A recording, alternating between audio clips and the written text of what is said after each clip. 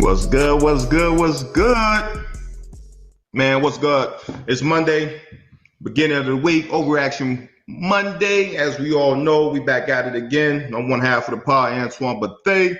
My guy D-Buck, man, he's not going to be here, man. Obviously has some traveling issues. That's been crazy. But look, man, D-Buck, he's here in spirit. And again, like I said, I might have some guys jump in, might talk some shit, come talk some ball. But as we all know, yesterday was a wild day in the NFL. I think it was Saturday or Saturday. We did our picks episode, and I called it. I said, "Hey, look, this week is the week of the dogs." But I picked the wrong ones. I picked the wrong ones, man. There was a lot of upsets, y'all, yesterday. I would say the biggest, I think, in my eyes, it was the Jacksonville Jaguars over the Bills. I think last night, Sunday Night Football, with the Tennessee Titans beating the Los Angeles Rams. Tennessee Titans without Derrick Henry. I thought that was going to be. I thought the Rams were gonna win by a landslide. Honestly, D-Buck texted me and said, "Look, I shouldn't have listened to you. I should have rolled with the Titans like I wanted to." But hey, that's part of it. You know, Atlanta came through on a field goal, last minute field goal. Baltimore Ravens, like they've been doing all year. Justin Tucker, clutch, ice in his veins, came through at the end as well. We definitely gonna be talking about all of these games coming up. And I think the first game I'm going to touch on is the which one should we start with? Hold on. I think we got somebody who just popped in. What's good, bruh? There you go, MJD. What's going on, man? Man, chilling. How you doing? I'm good. Let me see if I turn it this way. Does it? There it goes. All right, that's how I should do it. All right. Man, I'm good, man. I was trying to get a run in. Went to my old alma mater, UCLA, and they closed the track. They done closed the track on me, so I'm sitting here in the parking lot right now. So what you going to do? They got little stadium steps, man. I was going to hit the track, do a little run, walk, run the straights, walk the turns for 4 laps, and then hit the stadium steps, but now I got to go find a field to go get the run in. Nah, I like it though. So I ain't gonna hold you too long. But I see you got the Jacksonville Jaguars shirt on. You already know. Yeah, you already know. So obviously we can talk about that. We can jump in and talk about that right now. I don't think anybody had Jacksonville Jaguars winning this game. I don't think anybody had them winning this game. You know, Buffalo was coming in 5-2. They was hot, scoring a lot of points, but they went down to Duval, man, and the Jaguars were able to get it done, 9-6. Josh Allen on Jacksonville's side had a hell of a game. What do you think, man, this does for just the morale for the Jacksonville Jaguars? Obviously, Urban Meyer been getting a lot of been under the microscope and under fire this year. So what you think this do for the Jags?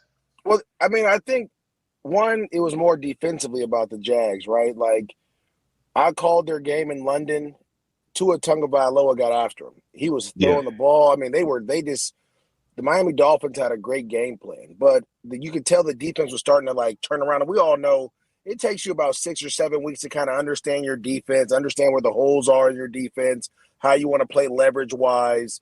Like, you're still learning, right? You're still trying to understand. And so I feel like this week was a great testament to what they've been doing.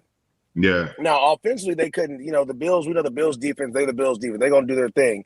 But to hold Josh Allen from the Buffalo Bills and that high-flying offense, our boy Stephon Diggs, to hold them to 2 field goals, to create turnovers consistently, to have Josh Allen running all over the place, like, to me, that tells you there's something there, right? And I think for the Jags to get this one, to get their second win, you kind of like, okay, like who's next, right? We're happy, we're excited. We know the hard work we've been putting in, because Urban Meyer, let me tell you, Urban Meyer's been working them.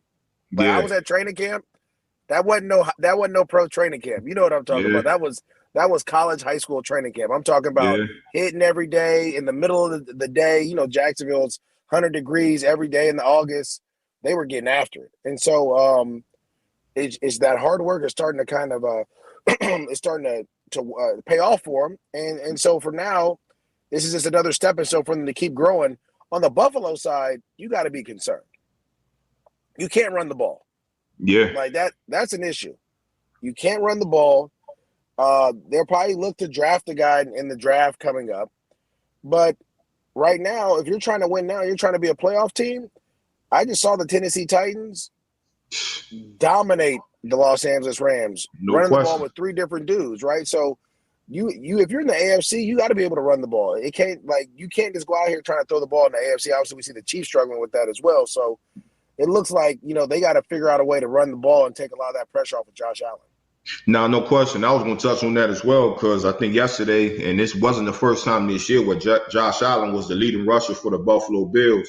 Obviously, you can throw the ball, but once you get those teams that's able to get a rush, especially when you can do it with your front four, that's going to affect your offense. And obviously, yesterday you can see the Jacksonville Jaguars got after Josh Allen. And as we know, if you're going to make it far into the playoffs, you can be able to pass the ball all you want, but if you got to be able to play good defense and you got to be able to run the ball. So again, I think the question in the air right now is like, who is the team in the AFC? Who's that number one team? Who's that team to beat in the AFC?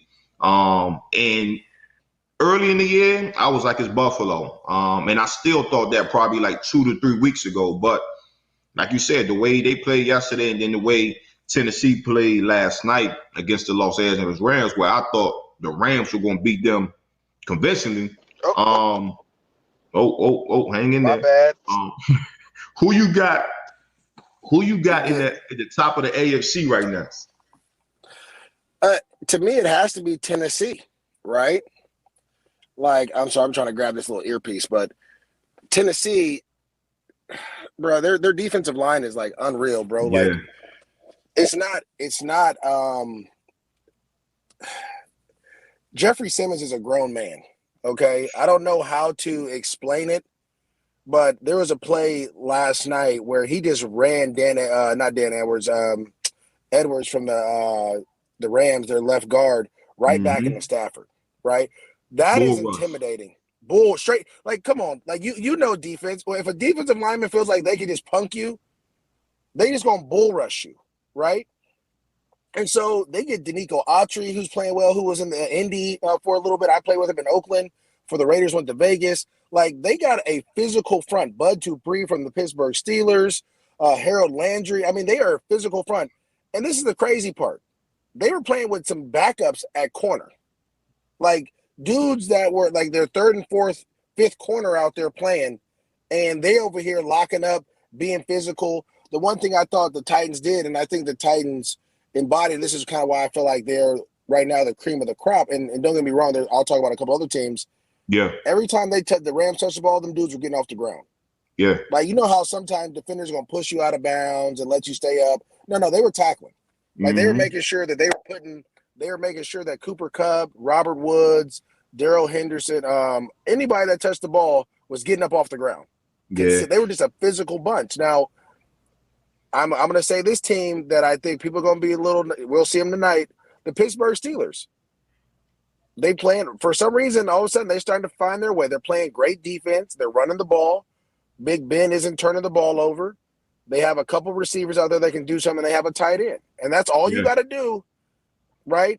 The AFC is kind of bundled up. All you got to do is just keep winning games. And so the Baltimore Ravens are another team that you can worry about, that you should worry about. I just think they're throwing the ball a little bit too much right now. I think, we know what November and December football is like, right? No question. No question. You got to be able to run the ball and get on out of there. Run the ball and play defense. That's what it comes down to. And so I think, you're starting to see kind of the AFC weed some of these other teams out that have been in there. And they're all kind of bundled up and stuff. But you'll start to see the next couple of weeks, the teams that can run the ball and play defense are going to start to separate themselves from the rest of the pack. Nah, no question, no question. Hold on. Got another one of my guys is about to join in with us real quick. Oh man! Hey, what's good, fellas? What's good? Another Coast legend, Gary Brackett.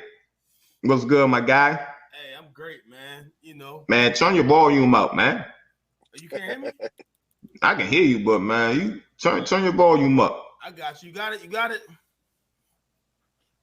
All right, there we go. We good. All right, what's good, man? What's good? Now we just talking about these games yesterday, man, and just talking about how obviously the Buffalo Bills yesterday, man, they stunk it up, let Jacksonville beat them, and just talking about if you want to be one of them great teams, them good teams, and make it into January and February, just talking about how you got to play good defense, you got to be able to run the ball, and you was one of our leaders in Indy, that middle linebacker, and obviously, when we used to go against MJD, the Jags, and Fred T, we knew they could run the ball. And as a defense, you never scared. But when you got guys that can run downhill, run the ball, the defense, man, you know it's going to be a long game.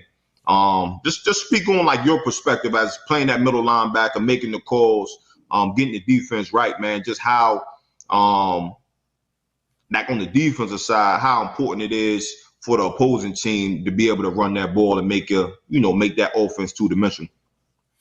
Yeah, I think it's interesting, right? Because obviously, Buffalo's record, Jacksonville's records, everyone thinks Buffalo could just go in there and just get an easy win, right? But in the NFL, it don't work like that. Any team is capable of beating anybody. So you can't definitely take a team lightly. And as it pertains to running the football, I think the most challenging time as a defensive player is when you can't stop the run. So then you have to respect every play action fake as if they're going to hand the ball off. You're going to have to commit 8 men to a box. And when you do that, you leave your defensive backs vulnerable playing one-on-one coverage a lot of times. So you got to figure out ways to stop the ball. And teams, NFL at this point, it's not rocket science. Like, they know they're going to run the ball. You know where they're running it to, and you have to stop them. And if you don't have that physical bunch, I think MGD was just talking about it early on. If you're not imposing your will on the other team, and if that team can get 3-4 yards a pop, it's going to be a long day out there. So you got to figure out ways to stop the ball, make that team one-dimensional if you can. So then you can get a little bit creative on the defensive side of the ball, maybe create a turnover, maybe get off on 3 downs. But, if you can run the ball effectively in the league, especially later in the season, guys are beat up, they're banged up, they're tired, and you can just lean on them, man, it's going to be a long, long day for the defense. Nah, hell no. I remember the game we played out in Jacksonville, and I think MJD, Fred T, I think y'all both went for like 100-something. That was a long, long-ass game, boy. But you know what's funny about that, though? That game kind of propelled y'all because the next couple of weeks after that, y'all shut down Baltimore, who had a tough running game. You guys went on a tear. I was like, bro, who's this defense that we watching on TV right now while I'm at home shutting down everybody? I mean, I think it was y'all shut down Jamal Lewis that year. Yeah, you shut down a couple other people. Larry Johnson. It was Larry Johnson, yeah. Yeah. The funniest shit, Bob Kravitz, he wrote in the paper that Jacksonville could have ran for 600 yards, but the end zone kept getting in the way. Man, I bust out laughing, yo. Hey, Red team was a 90, play 1, yo. I'm like, yo, it's going to be a long game, bro. Long game. This is the thing, though, and I like now watching, like being outside of the game, watching it from afar, right? Football is so complicated in September. Everybody's trying to figure out the new offense that's going to be this and this. But once you get down to November, December, it simplifies very quickly. Yeah. Who wants to be physical and who doesn't, right? Who wants to get punched in the mouth or who wants to be the puncher and who's going to get punched? And it goes back to, like, football will never change. And so, like, you talking about a lot of these games, what happened to Dallas? They got punched in the mouth. What happened to the Rams? They got punched in the mouth. What happened to all these other teams that have lost? The Bills, they got punched in the mouth. Like it becomes very simple once November hits. And it's weird that teams don't recognize that and they don't see that. Yeah, sure. We're going to go to another game, man. Another game that was big this week, obviously, was a lot of talk with A-Rod and things he had going on, obviously missing this game. Kansas City's kind of been looking, very average this year.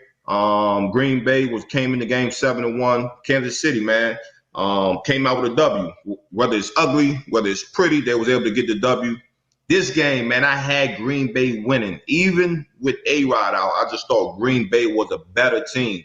Obviously, as we both know, you got to have that quarterback. If you got a good quarterback, you got chances to win week in and week out. Kansas City defense has been struggling this year. But, again, they was able to get this win. What do y'all think about Kansas City, man? What do y'all think about this team this year? A lot of people saying that, they think the league has figured them out. It's just one of them years. You one of the top teams in the league over the past 2 years. You can get everybody best punch. You know what I mean? What do you think Kansas City is going to go? Obviously, getting this win. What do you think this will do for the Kansas City Chiefs? Yeah, I think, like you said, it's interesting seeing Patrick Mahomes. Still early on in his career, having the struggle that they are 5-4. Still in a mix, if you will, in the AFC. But they definitely got to get some more wins later on in the road. I think the NFL changed a few years ago in November, December. You got a lot more divisional games. So being able to win those divisional games are going to be key coming down the stretch, and it's determine whether you get that first round seed in your division or whether you get a playoff. Maybe you're off the first week of bye. But I mean, they still have to prove themselves, and they can stop somebody on defense. In order for them to really be in the mix as a real contender to go into the Super Bowl. As we know, you guys won a Super Bowl. You got to be able to win from the pocket. You got to be able to sit in the pocket and throw the ball, go through your progressions, and not improvise, right? And I felt like the first couple years with Patrick Mahomes, he was doing that. He wasn't improvising. He was, throwing from the pocket. Year 2, he started to improvise a little bit more, but it wasn't as crazy as it is right now. It seems like he gets on his 3rd step or his 5th step out of shotgun, and he doesn't know where to go with the ball, and then he scrambles around and trying to make this big play every 3rd down or every 2nd down or every 1st down. Yeah. And that's a problem. In the National Football League, you can't do that. And so when you start to make those type of plays, they become routine, that the improvising, that scrambling all over the place, you're never going to win. Mm-hmm. This game is very simple, and we all know this, man. Like, as a quarterback, win from the pocket, right? You have certain plays, you have certain progressions, throw it to the guys that are open, get in a rhythm. That's how you roll teams. Yeah. Right now, Kansas City they're trying to play backyard football because they've won so many games that way that teams are now saying, okay, well, look, we'll let you scramble all around. We're just going to play, we're going to have an umbrella over the defense, make sure you don't throw deep, and then everything else, we're just going to let you scramble and try to fit it in there. Right now, it's not working. Question for you, MJD. You play on the offensive side of the ball, and as we all know, this game is about continuity, everybody being on the same page. So, Zach, one of our, day ones, how much does missing 3 out of the 5 of your starting O-line hurt your run game and your pass protection?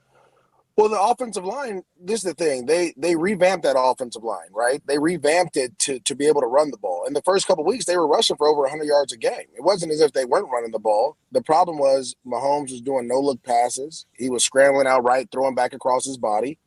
And we all know, and they say this in the media, that the fastest-growing organism is an NFL defense, right? You guys mm-hmm. evolve and change year to year, week to week, day to day sometimes. And so right now, it seems like they've caught up to a lot of the stuff that he's gotten away with. And so now, how do you evolve as a quarterback? Now, people are going to say it's the offensive line. People are going to say it's the running game. But they're not throwing interceptions, right? The receivers are getting – the ball's hitting some of the receivers in the hands, popping up in the air, getting those things have to be fixed. And I think Kansas City is still a really good team. They're right in the thick of it at 5-4. And the scary part is if they figure it out, you don't want to have to play Kansas City as a 3 seed and then the 6 seed. You know what I'm saying? You don't want to be the 2 seed and play them as the 7 seed or whatever it might, or the 8 seed, whatever it might be, and have to run into them, because if they figure it out, you're gonna lose, because they still have Tyreek Hill, Travis Kelce. I mean, they went and got Orlando Brown, the left tackle from the Baltimore Ravens, who mauls people. Right? You went and you paid for Joe Tooney. You go draft 2 guys, your center and your right guard, or 2 rookies who are playing lights out. Like, they got dudes there, but you just can't continue to make turnovers and do a lot of the things they've been doing. Nah, I feel it. I feel it. Hey, so we got another. So we both played. All three of us played in the league, right? And we've all been in certain instances where we might have not been happy on where we were at, or we've seen teammates that's gone through a lot of shit with the organization, right? So, OBJ, right, released by the Browns. I still feel as though he could be a number one in this league. Obviously, he's gone through injuries, gotten back from injuries, and it's a lot of shit in the air, right? What do y'all see first? Just the first thing I'm gonna say, because I think we've all been leaders in the locker room, right? And I think the media portrays OBJ as him not being a good teammate. And obviously, we not in the locker room. Like, what are y'all opinions on this whole debacle of what the media is trying to portray as far as OBJ? You know, OBJ Pops got this made this video, whatever the case may be. What do y'all think about that? And then also, second part is, do y'all think that OBJ is still a number one in this league? Yeah, I think he is. I mean, he's a generational type talent. You see his ability early on with his career with the Giants, some of the catches that he made, and not even that, run after the catches. He's a really tough cover. But I think a team has to really commit themselves to get him the football, which I don't think the Browns has. And like you said, the video, I mean, his pop's probably putting it out there that, you know, he's open, he's not getting the ball thrown to him. I think that's a challenge. The biggest thing as an NFL player, and especially at wide receiver position, you want them dudes to think they want to get the ball, right? You don't want those soft-ass wide receivers thinking they don't want the ball. But I think it becomes a little toxic where he kind of lets that voice be heard on the sideline. But I'm not really seeing that from him. I just think it's a guy who's really competitive, wants to go out there and compete. You know, does a great job, obviously, running after the catch, catching the football, blocking. So I think he's definitely a number one guy. It's going to be interesting to see who claims him on waivers and how that whole process works, and if he actually plays for a team that's not a playoff contender. So I think it's going to be the saga continues to see how this is all going to play. I think today is the day, right? That he's on waivers and someone gets today is the day. So shit, we just got a Cleveland Browns legend trapped in with us, DQ. And obviously, what's going on, fellas? What's going on? How you, bro? What up? He got the podcast mic and everything. My man officially. Yeah, man. I can't ready, man. I play with y'all. So shit, DQ, we talking about, you know, OBJ. Obviously, you've been there. You got a relationship. I obviously just got Cleveland Brown legend this year. Yeah.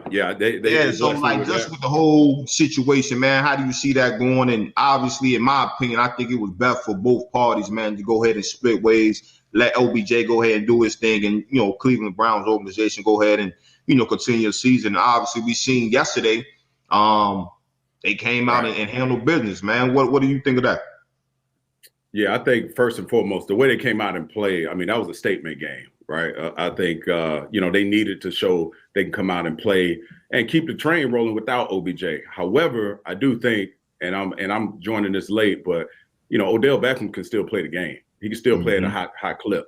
And I think for both parties, I think, you know, it was best for both parties. I think OBJ, clearly he wasn't being used like the number one receiver he could possibly be and flourish within that system. But the way they're built offensively, they got a two-headed monster in that backfield, man. Oh. So the way they're set up offensively, they're a run first team and pass second. So, and I don't think with the maturation of Baker Mayfield, you know, it kind of made things kind of gray for him. You know, he's still been able to use his other targets and get other guys involved. But Odell Beckham is one of those difference makers that they had to their disposal that they didn't use. And however, you know, listen, I'm happy for both parties. Odell Beckham Jr., whoever picks him up next, they're going to get a number one guy, a guy that's willing to win and willing to work. So I think in the end, listen, Cleveland Browns went out and beat the brakes off of the Bengals. So obviously they got a winning formula there with or without Odell Beckham. However, as a former Browns, you hate to see a good player walk out of that building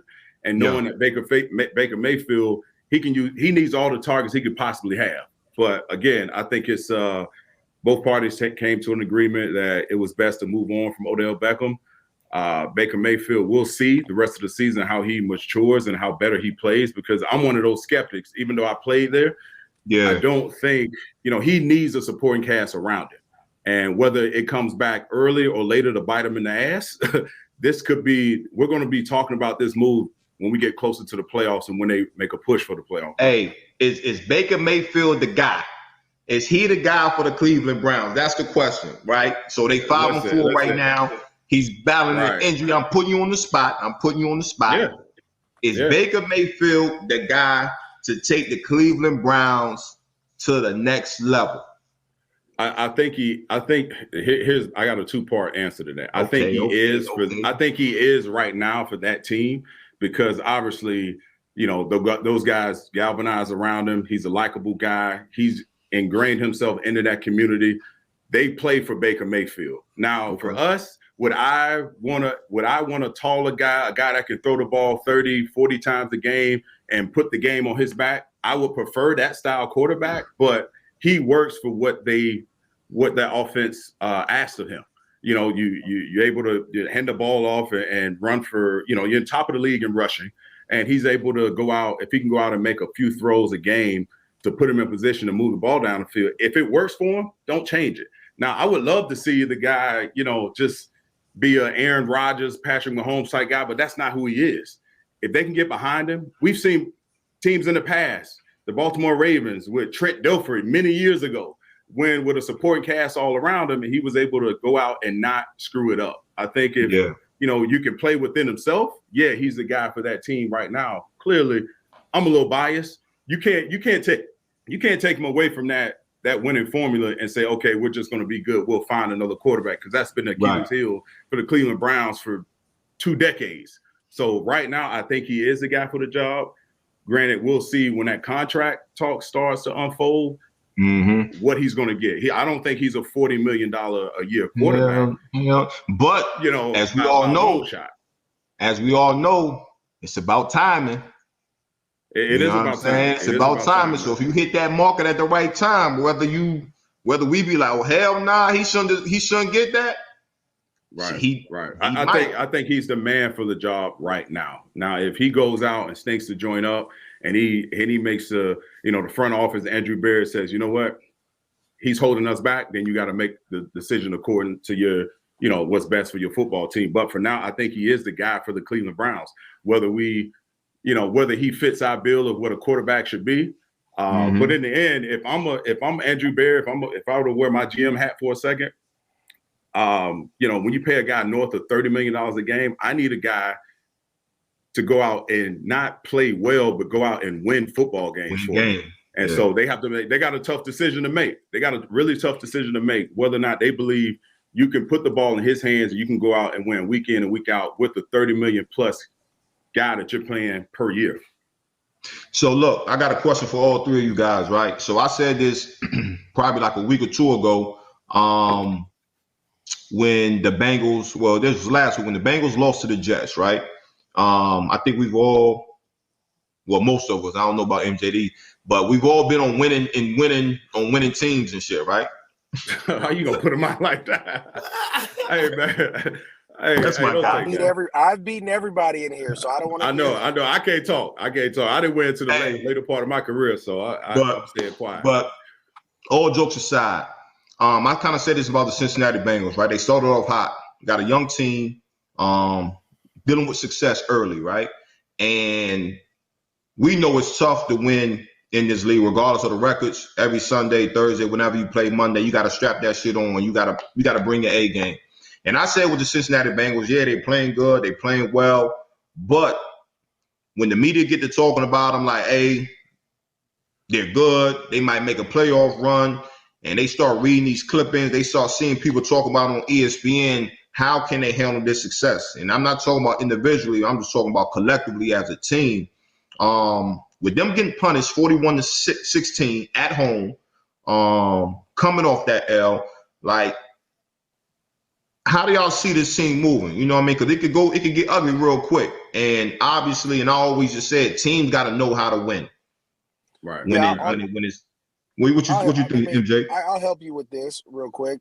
This is the thing, right? So Cincinnati had a lot of success, but it has to come from your leadership, right? Your leadership starts with your head coach, right? You guys had Tony Dungy, right? I know talking with him, he didn't allow you guys to get overconfident, right? It's like we're going back to work.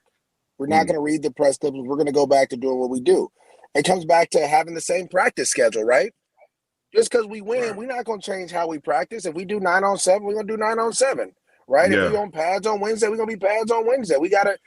Winning can't be like, oh, we won, here goes a treat, right? It can't be like that. It's not like you're training dogs. It has to be like, this is what we expect to do, right? When you expect to win, you go out and you win games. And I got to go back to work and I got to put this work in to do it again. To me, there are new winners, right? So they're probably like, oh, see you Wednesday. What's September, bro? What do you mean see you Wednesday? Like, what are you doing, right? Like Friday is, it's Fast Friday. Okay, we instead of wearing helmets, we're going to wear hats. Like, no. It's not time for that. You're a young team. You have to practice and you have to prepare the same way every week and let them know, like, we expected to beat them. That's why we beat them. Right? Yeah. We came in this game prepared to beat them. And then that's how you get going. But it takes time. You have a young coach. You got a young staff, right? Their OC I went to high school with, right? So you got a young group of coaches there who are learning how to be winners as well, right? And learning how to lead men. And so a lot of it comes with, you got a young quarterback. I mean, like, they're just young. If you look at their roster, they're just young. And you look at their coaches, they're just young. So they're learning how to win. And this is just going to be a stepping stone in order for them to, how can you flip this around? I think I didn't think the Bengals would be this good this year. I think next year is when you'll see them really take that jump, because right now they're learning how to like you said, handle success, how not to allow the media to dictate. Because, I'm going to tell you, I was like, shit, I'm on the Bengals. I'll be jumping on bandwagons, right? I've been with the Chiefs the last 2 years. I'm trying to win a Super Bowl ring. You see what I'm saying? So the Bengals got hot. I'm like, I'm with y'all too, right? But how can you handle that when people start praising you? Are you going to be like, oh, I'm not going to get that extra rep in today? I don't need to go to treatment at 6:30. I'll get there at 6:35. Right? It's just those little things start to add up. GB, shit, you was there at the beginning in Indy when it started to turn over, man. Just as far as handling the success, man. You think Cincinnati can do it? Some pointers. If you got some young guys watching this pod right now, like how did you handle success? How did the team handle success? Yeah, I think MGD nailed it in terms of like that consistency. I think, as much as we fought to like take our pads off, right? Coach Dungy was like, I hear you, I understand, but we didn't pass today. And I think, just having that type of mentality, like, man, this is work. We expect to win. We expect to have success. And when we have success, we're going to continue to do the things that led us to our success. And I remember our special teams coach used to say this. I hated the shit when he said it at the time, but he used to always say, don't get bored doing the right thing. Yeah. And I think what happens with young teams, they get bored doing the right thing. And they think that if they change it up a little bit, they're going to experience a different level of success. Or we're going to win by more. Or we won, but I ain't had the stats I want, so let me try something different. And, the successful teams, they don't really care who gets the credit. And when people out there are doing the work, because that's what you have to do, fall in love with the process, divorce yourself from the outcome, that's when you see a great level of success. And like you said, as a young team, it's challenging because then your leaders are young as well. So I think it's just them getting, being a little bit more mature. 5-4, they're at a critical point in the season right now. So like the second half of the season, this is it, right? This is who you're going to say who are the real players and who are the pretenders. So next week is going to be big for them. And I think, they have to go back to the basics, really do what they did early on to get some of those victories. Hell, I can add another side to that where in Cleveland, we didn't win many games. So you had to, for a guy that was a leader in that locker room and week in and week out, year in and year out, we wouldn't win games. And so you saw the other side of things where, guys will start off saying the right things, the right practice habits and all that starting off the first 4 weeks.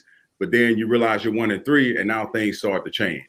I think it's so important that the leadership continue to be the leadership and do the things you did early in the season, in the middle of the season, and towards the end of the season, just to build that community within that locker room. And right now, like both these guys just said, they're so young. They're trying to build this new community of how to win. And so this is going to fall on and be a testament of how good that coaching staff is of leading men and leading them week in and week out to keep them motivated to, keep that fire lit up under their butt. Nah, that's real. That's real. Nah, I appreciate y'all boys, man. We're going to go to this next one, man. Las Vegas Raiders, man, going through a lot, man, in that locker room the past couple weeks. 5-3, man. Went to New York. This is one of my dogs I had. I had the Giants winning. It's probably I think I won probably 2 games yesterday. But the Giants won 23-16, man. And week 9, I think we all heard the news, man. Henry Ruggs, man, that unfortunate incident out there in Vegas, man. Young lady losing her life. And then a couple weeks prior to that, with the Coach Gruden, going through a lot of different stuff. So just a state of where the Raiders are right now, I think this is a game that they thought and they hoped that they was going to win, travel on the road. But obviously, it's a lot of things that go on in the locker room. Sometimes some things that the media don't even know about where, we keep it at in-house. Where y'all think the Raiders can go from here, man? Obviously, like I said, unfortunate situation. You got a brother in a tough situation. Somebody you work with, you went to battle with. Where y'all see the Raiders going, man? Obviously, I think everybody's gonna say, the leaders in the locker room will have to step up. But where y'all see this Raiders team going? Yeah, this is a tough one. Like you said, you got one of your brothers going through his life just changed dramatically. And the head coach being removed in the fashion that he was removed, there's a lot of turmoil going through that we don't even know about within that locker room. And I think what keeps them at bay is going out and playing football, right? And I think they'll figure it out. They started off well. I think they'll figure it out towards the end. But right now, those guys have to try to keep the main thing. And like all the locker rooms I've ever been in, coaches stress, trying to avoid all the noise outside to focus in on your week-to-week opponent. So it's going to take a little time for them to get their footing, but I think this team is very talented, and they can listen. They're 5-3 right now. They lost to a team they probably should have won, but I do think this team will get it together at some point. And Derek Carr, he's been playing really well this year, kind of under the radar to be quite frank. But I do think his play will continue to get better, and he'll lead, and those leaders within the locker room will figure it out. And again, football on Sunday is fun. On Monday is fun. On Thursday night is fun. So that's the safe haven they do have to look forward to every week. So I do think they'll figure it out in the end. In 2008, I remember we had a guy get shot, right? And I remember going to the hospital to check on him. You see him and everybody's all emotional. And how we tried to get back to playing football. It's tough, right? They've had a lot of stuff go on, right? You had obviously the Gruden, you had some stuff this off season. Then you have the Henry Ruggs situation. It's just a lot going on for them. And the one thing that we can control as football players is how we go out there and perform, right? And so now this is when, as an individual, yes, it's a team sport, but you got to be, as an individual, you got to say, what can I do to be better, right? How can I help take some pressure off of the guy next to me? Is it me communicating a little bit more on pass protection? If I'm Derek Carr and you can't throw that pick six in that situation, right? Yeah. You got to now put a little bit, if you're one of their top players, how do I get Darren Waller the ball a little bit more defensively? How do I get to the quarterback? Can I be better in certain situations? Though, when you have a lot of noise from the outside or a lot of stuff that's going on in your locker room, the one way, and again, this may just be me, playing football was my therapy, right? Yeah, how am I going to go out there? How am I going to go out there and cut up, or how am I going to go out there and help my quarterback? How am I going to go out there and help my offensive line? In those situations, you kind of become, I don't want to say selfish, but you have to do a self-check. Am I doing everything I can with all that's going on to be the best that I can be to help my team win? Yeah. And then as a team, as a collective, if everyone does that, then you'll start to see improvements. You'll start to see go. But when you're talking about the game in general, man, you can't throw a pick six like that. Mm-hmm. You just can't do it, right? You're on the road. The Giants have a good defense. Your defense has been kind of going back and forth throughout the game. You can't throw that pick six. You can't throw the ball late to the flat. That's one of the worst things that you can do. And so those are the kind of mistakes that you see are being made. And it's not, maybe it's Derek Carr saying I should have made that throw or I could have threw a better ball. and that's fine. But when you make those type of mistakes with all this is going on, now we're going to talk about is Henry Ruggs affecting this team. Now, if they'd have won, it'd have been different. You see what I'm saying? Yeah, It would have been real. right. And so for me, it's how can you be a better player? How can you be a better teammate? And then how can you all together be better to kind of get a victory and then get on the winning track? Because we know winning helps everything. Everything. Yeah. Now I think I mean I went through a lot of personal adversity with the Indianapolis coach. We went through it with Coach Dungy. So I don't think you were here yet when Coach Dungy's son passed. Nah. But man, it affected the team in such a large way. I mean, I was my mom, dad, and brother passed my first year or two in the league, and I'm still out there trying to play. And I think you need your brothers in those situations. And even with the stuff that we hear in the media, there's stuff that guys are dealing with every single day. Moms is getting sick, dads at home, brothers, you know what I'm saying? So I think the best thing, and when you see the most successful teams, is that team culture. You can't have a championship team without championship culture. And that culture starts from the head coach down, the GM, and everyone being on the same page and rallying around everyone, because there's going to be adversity. There's going to be, a big plays, bad plays. But at the end of the day, does everyone on that team believe that we can get this dub? Does everyone on the team believe that you're doing as an individual everything that you need to do to set yourself up for success on Sunday? And when you don't have that, you see these teams start falling apart. But again, the championship teams, that championship culture, they show up every day and they fight for one another. I mean, there's games we probably all shouldn't have played in, right? But the type of caliber players we were as leaders, you're going to go out there and put on the line because my brother next to me, he wants me to be out there. So I think when you start seeing that from teams and they use these situations, because at the end of the day, what happened actually made us a stronger team. Mm-hmm. And we had better conversations as opposed to it. And we were more cautious of what we did. So it all was about, like, how do you handle adversity? What's the saying? Everyone got a plan until you get hit. So, like, when you get hit in the mouth, like, now what are you going to do? And we're definitely going to see that, play out for the rest of the season.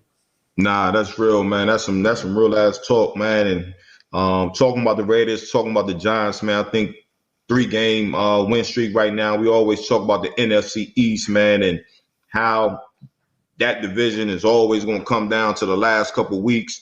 The Dallas Cowboys started off hot this year, but yesterday, another one. And I said it, the week of the dogs, my dumb ass just picked the wrong dogs. But Denver Broncos went into Dallas, man, and whooped up on them boys, 30-16. Denver Broncos just traded Von Miller to the Rams. And I think they went in there and just had something to prove. And they had a little chip on their shoulder. And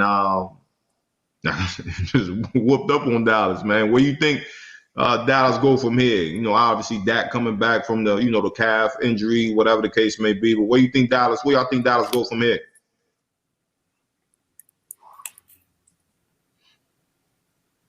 Oh, I'll take it. This is the thing, man. Like, I think every team has a stumble, right? I think Dak coming back from that calf injury probably wasn't completely healthy. Gary, you're talking about how sometimes we shouldn't have played, right? Maybe that was Dak's situation. He probably wasn't ready. The ball wasn't coming out of his hand like we saw it the first couple of weeks. He's been banged up. He's been dealing with a lot of stuff. So there's that. Then Zeke gets banged up. Your left tackle's not there, right?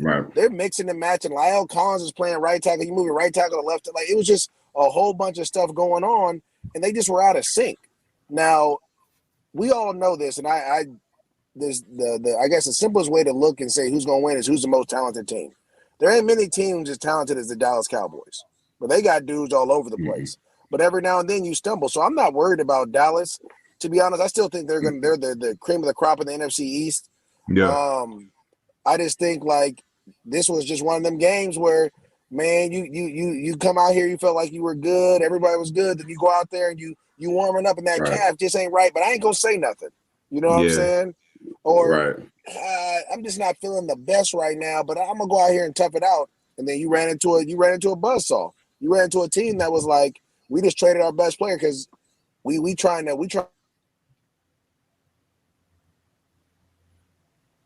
Think you hit mute? And I'll piggyback off of that because I feel like Dak. We can't. Yeah. I felt like Dak probably felt that pressure of that Cooper. What's his name? Cooper Rush.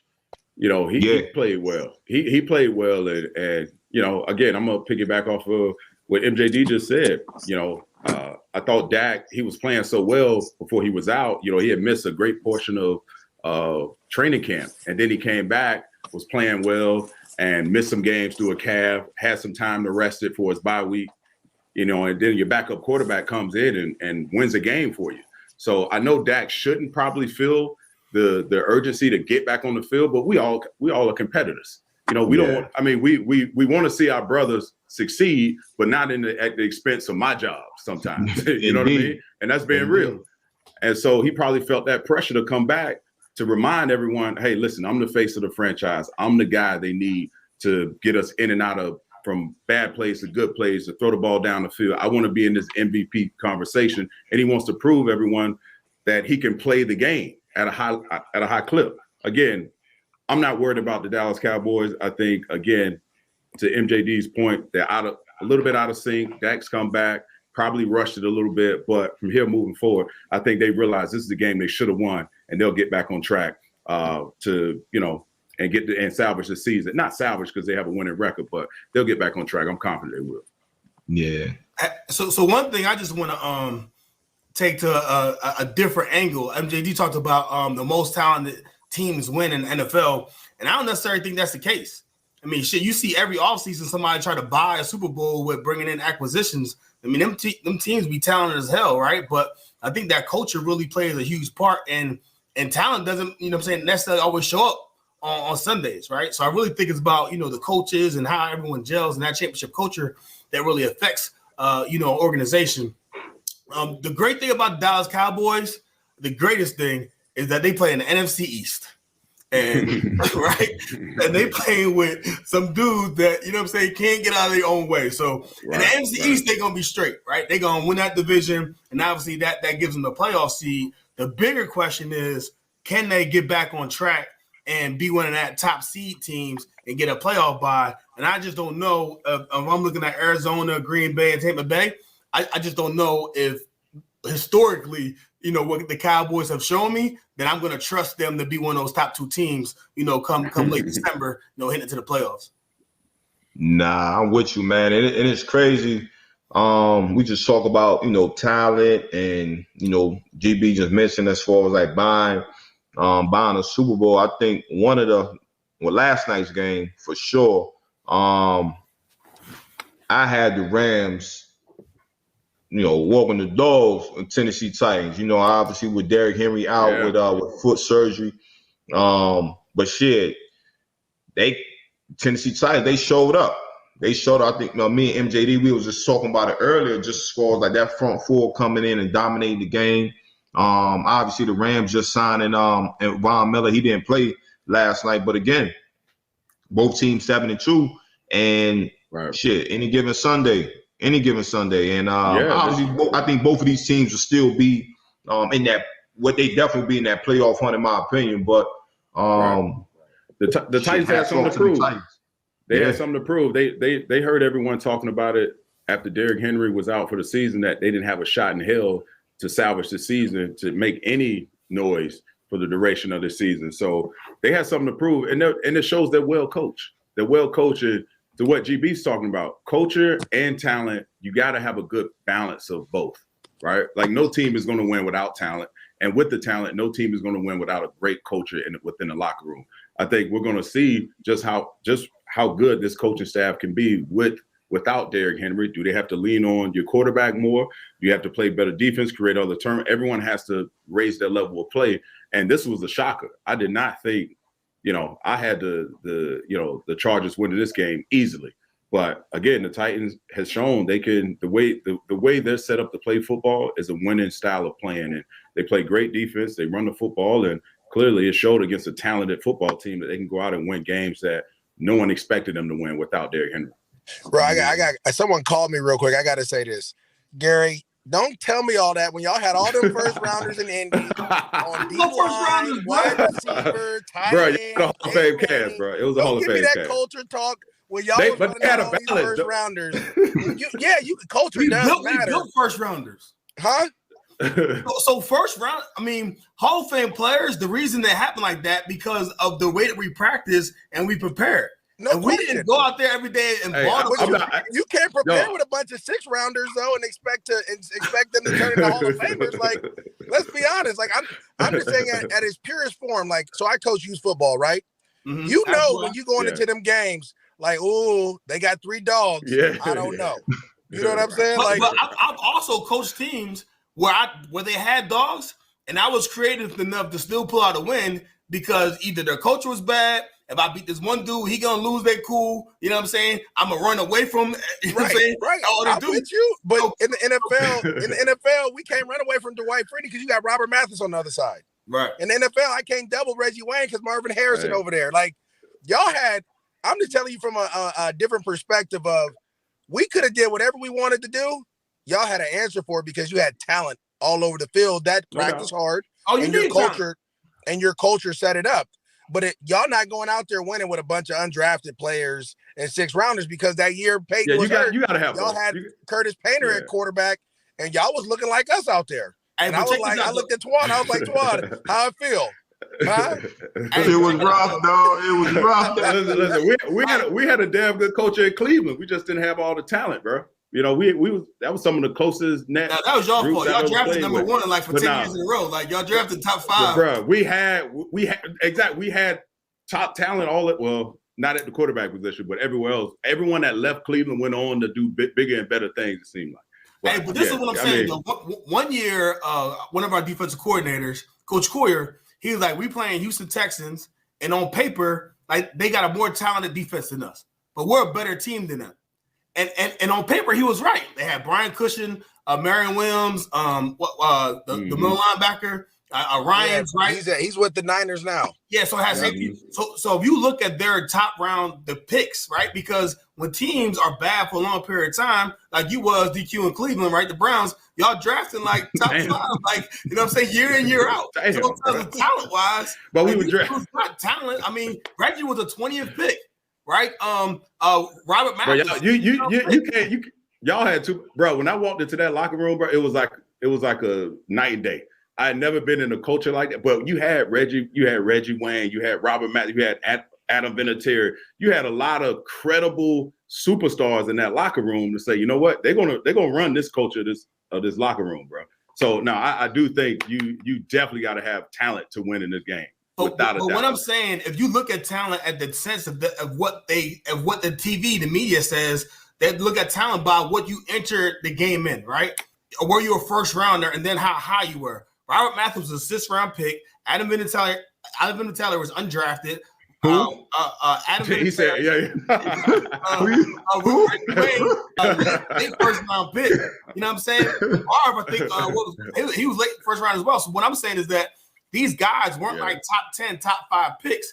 It was because you hanging out with other dudes that are playing well, that's raising your level of play, because that consistency, getting 1% better every single day, it yields huge benefits throughout your career. Gary, that makes sense too. But y'all hit on every first round pick for like 10 hit a home years. run, bro. So I don't want to hear. Don't give me. You had Peyton Manning. You had Dallas Clark. Adam Vinatieri. Brandon Stokely looking like he was number 1 at one point. Hey, we picked up Gonzo, Anthony Gonzalez out of Ohio State. Gonzo fell off, but before that, it was like I was like, God. Nah, but I think everybody's right though. You definitely got to have your talent. You can't win without talent. And I think, you definitely gonna have your late round draft picks where your front office got to do their homework and got to find those gems, your Robert Mathis and things of that nature. And then with Robert coming in, I won't gonna pat myself on the back or whatever. So I was just gonna let it ride. But with Rob, myself coming in to what GB is saying, that culture where like, yo, you gotta buy in because you do see a Peyton Manning, where you do see a Marvin Harrison, where you do see a Reggie Wayne doing the shit that you like, well, damn, they staying after practice, they early for practice. So as a 6th rounder, as a 7th rounder, I gotta do this. So I just think that eventually just build, like GB saying, just builds that culture. But you gotta have that talent. because like you said, you're not gonna win. The talent runs the locker room. If you're not a player, I mean, hell, your locker room is just going to be what it is, unless you have that talent that knows how to win and knows how to prepare. I remember when I first got to Cleveland, and Willie McGinnis was there, and Will Mack was the first one in the building every day, and the last one to leave. And I'm watching him. I'm young, and he used to live like a block away from me. And I was like, man, how did you? I think at this point he was like year 14 or 13 or something crazy. So I asked him one day, I'm like, man, how do I play in the league as long as you? He was like, youngster, he was like, he basically just told me to watch it. Show up early, build your relationships throughout the building, just appreciate the moment, appreciate your chair. You know what I mean? Because at any moment they could draft over you, you can get hurt, you could be out, find somebody else. So Will Mack, he set the tone in that locker room. We still went out and got our ass whooped.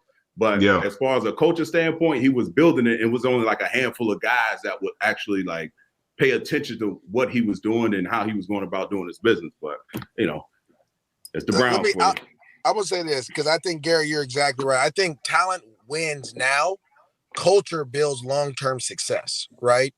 And I think that is where, even in Jacksonville, we were creating a culture in 2007. But your front office has to believe in that if you're in the National Football League, right? It ain't high school where all your homies, you all come from the same area. It ain't college where you and your boys are in the dorms. The NFL is different. And if your front office doesn't believe in that culture, they don't believe in what you guys are doing in that locker room, because I always talk about this on TV, is that the locker room camaraderie, the locker room culture is the most important thing to any team, right? The Jacksonville Jaguars in 2007 had a great team. Them dudes is all over the league balling right now. But the locker room, it wasn't right. It was something wrong. And the front office didn't believe in that locker room. So they started trading guys away, right? Giving guys away. Now guess what? You're on another GM, right? So it has to be the whole building has to believe in what you guys are doing, right? And I think that is the when you talk about the culture when you guys were there, you talk about the Baltimore Ravens and how the long-term success, or the New England Patriots with their long-term success. The front office and the locker room have to be kind of in sync in order to keep that going. Because what happens when you cut Peyton Manning, right? We all looking around. I'm like, oh shoot, we got the Colts now. Then they just plug in Andrew Luck. Right. Andrew Luck comes in. Twan, y'all got the whole system going. Things going well. They let Twan go. All of a sudden, it's like, that was a locker room leader that you let go. Now things are starting to go this way. Reggie Wayne let go. All of a sudden, that locker room starting to tend down, right? So you have to, when we're talking about talent and the culture, it's both the front office acquiring that talent, but it's also that talent being able to communicate with the front office who those leaders are to keep that success going. I don't even know how we got on this topic, but throughout the National Football League, I think it's a good thing to talk about. But that's what it's about, though. That's what it's about. It's about the culture. You can have all the talent in the world, but if everybody's not buying into that system, everybody's not on one accord, you won't see that success, man. But fellas, man, I appreciate y'all guys, man. I know y'all got a busy day, busy schedule. MJD, definitely, man. Go ahead and get that run in. GB, man, gotta have you back on the show, man, so we can kind of talk about your whole journey. You kind of mentioned it. There shortly. DQ, as always, plug your podcast, man. Plug it so the listeners, man, can go tap into it. Yeah. So my podcast, like right now, I'm going into the second phase of recording. So the first 10 episodes was pretty much family and friends around, all my former teammates, some coaches.